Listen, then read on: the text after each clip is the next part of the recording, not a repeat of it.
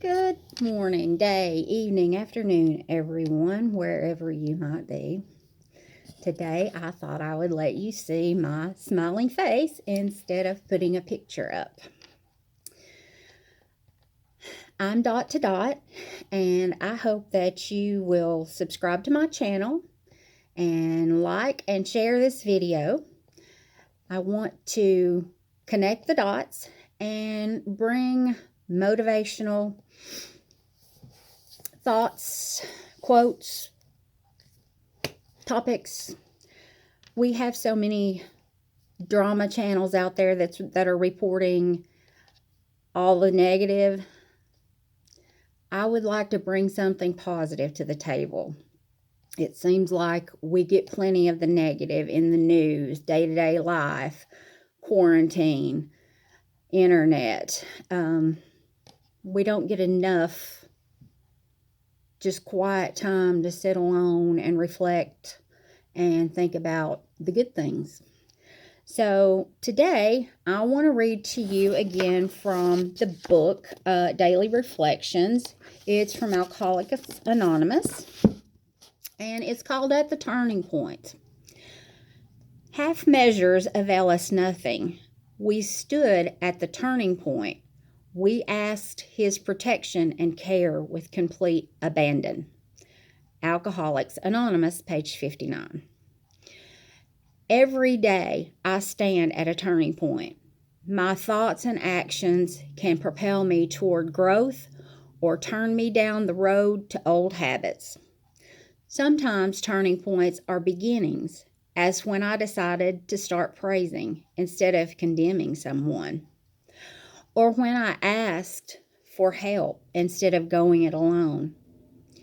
At other times, turning points are endings, such as when I see clearly the need to stop festering resentments or crippling self-seeking. Many shortcomings tempt me daily. Therefore, I also have daily opportunities to become aware of them.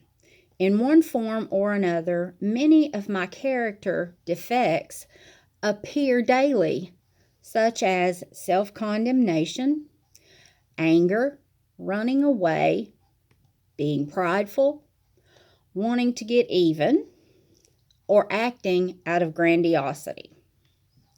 Attempting half measures to eliminate these defects merely paralyzes my efforts to change.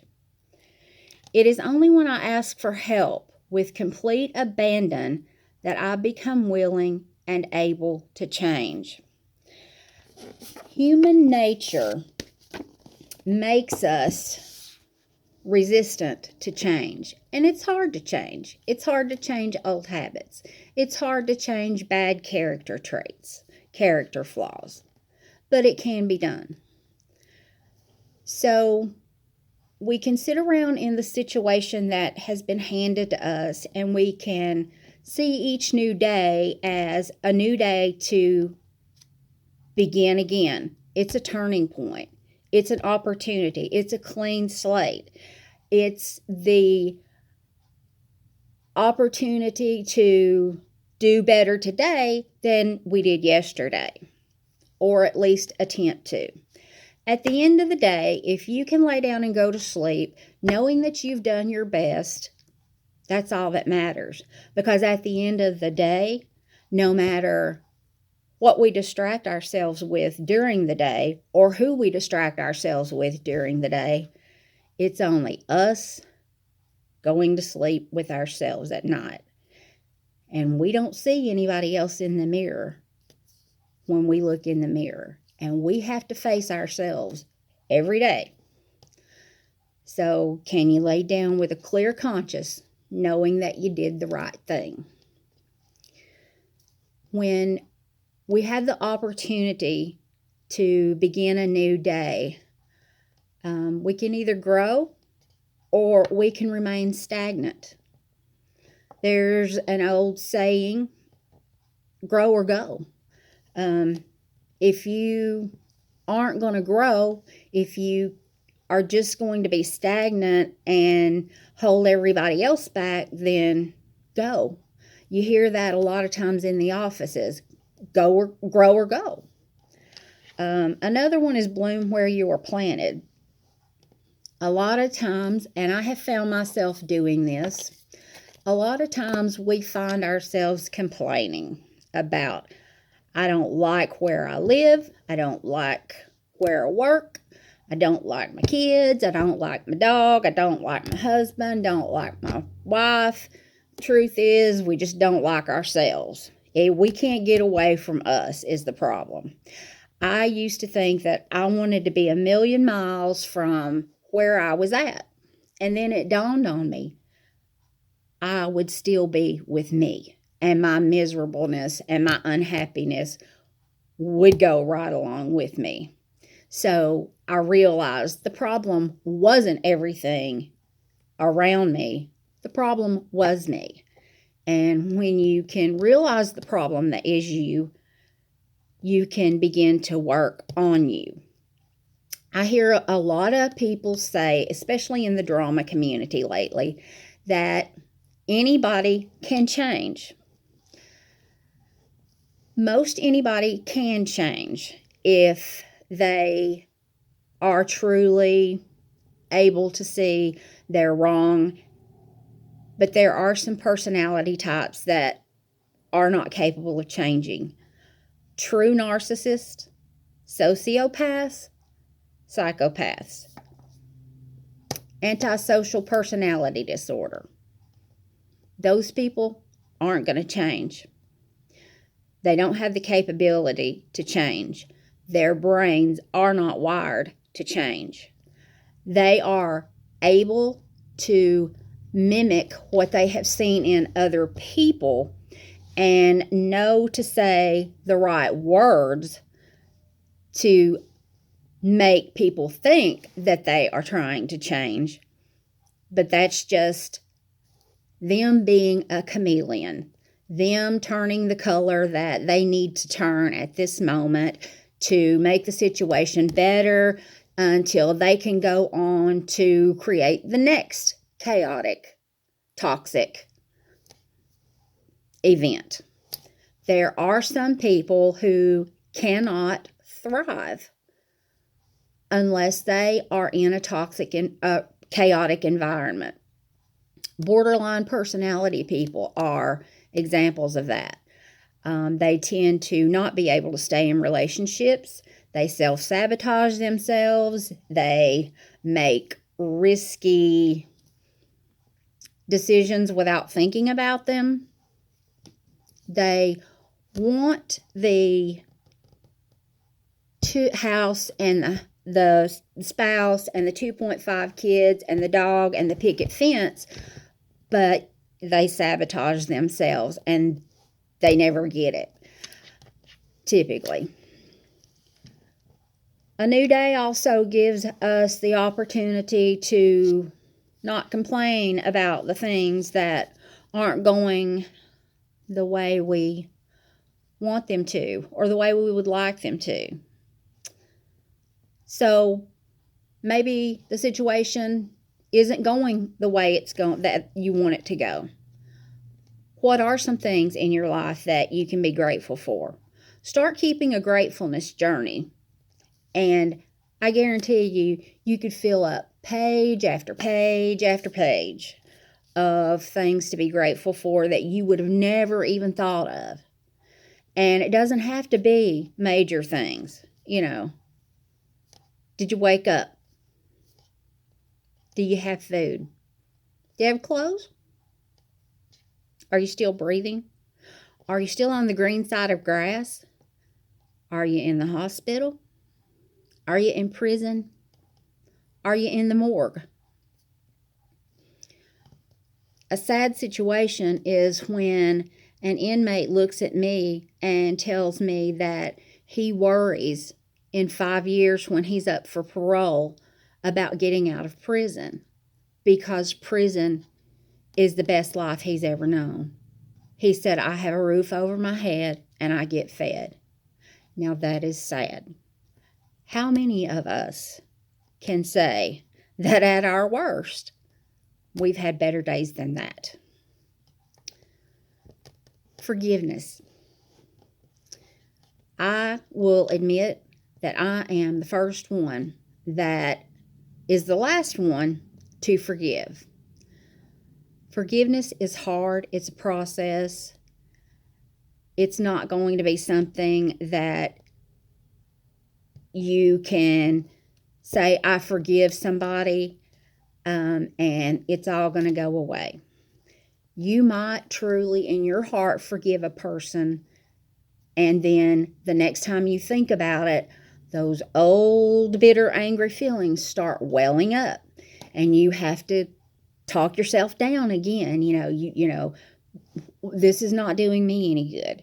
Forgiveness is for the victim, not the person that hurt us.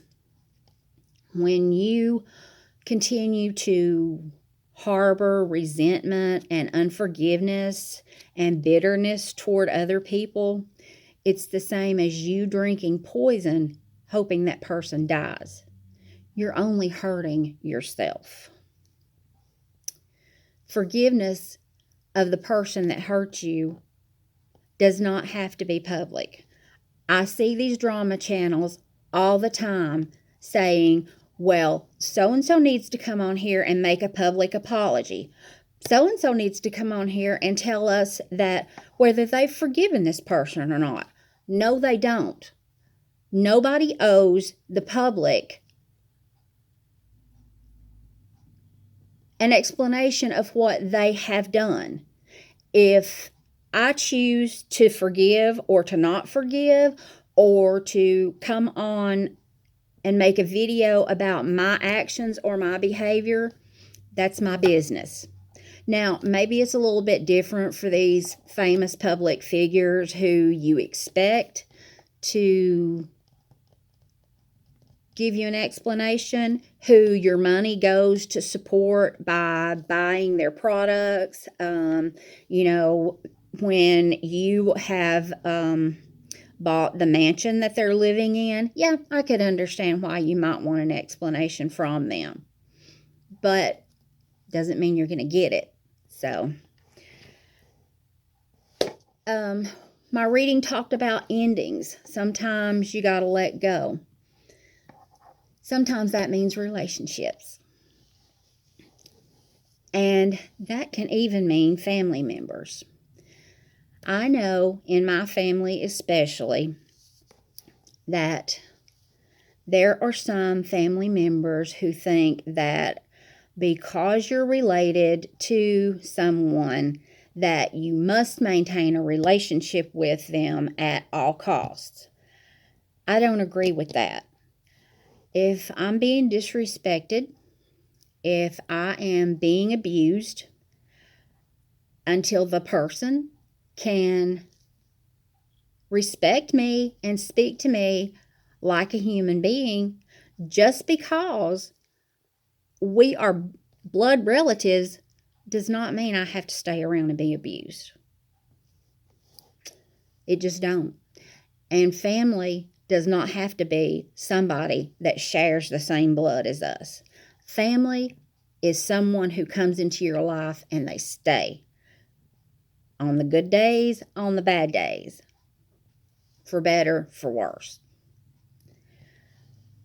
This reading today talks about no halfway. We can't do things halfway. We can't halfway forgive somebody. You can't halfway plant a flower. You can't halfway drive to work.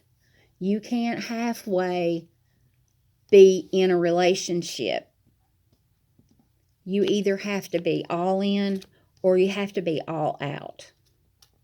There is no halfway. But it's up to you to choose which way you're going to go. In my hand here, I have a little paper from a fortune cookie that when I was cleaning my desk the other day that I had found. And no, I'm not superstitious, and nor do I believe in stuff like that.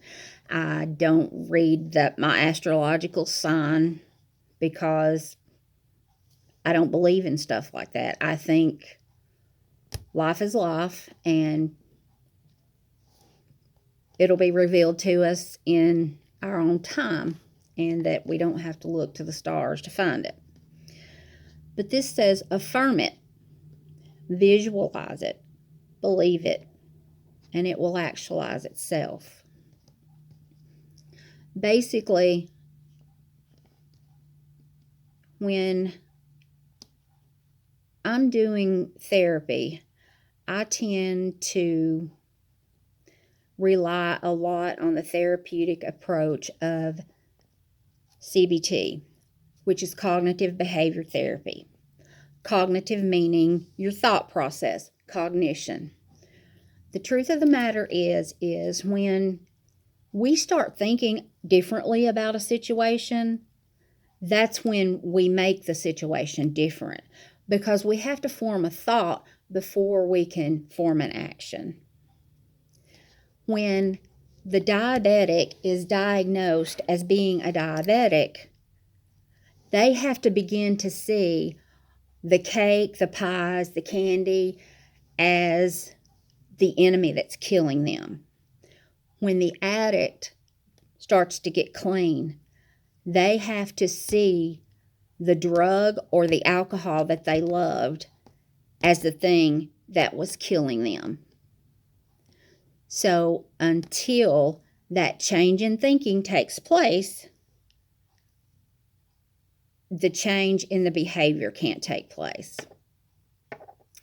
So think about it and choose to do with it what you will. I'm Dot to Dot, and I hope you'll come back and connect the dots another day. Thanks for listening.